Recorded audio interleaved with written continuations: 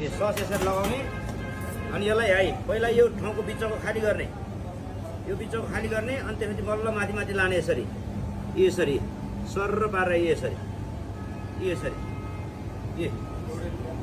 एउटै फ्लोमा यसरी सर्र पारेर यसरी माथिबाट लाने है यस्तो गरी ल यो बोर्डरको यो भन्दा बाहिर चाहिँ के गर्ने सस नहाल्ने जानु भएन है बोर्डर बाहिर जानु भएन सर्र लाएर जुन पिज्जा बनाए पनि चिज पहिला यसरी चाहिँ सस हालेपछि चिज पहिला हाल्नु पर्यो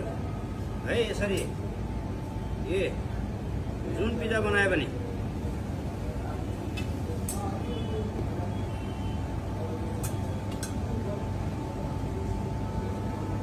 हो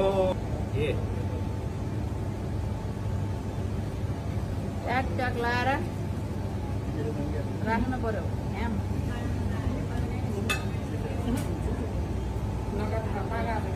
खत्रै देख्यो पिज्जा पनि नाङ्लो जत्रो भयो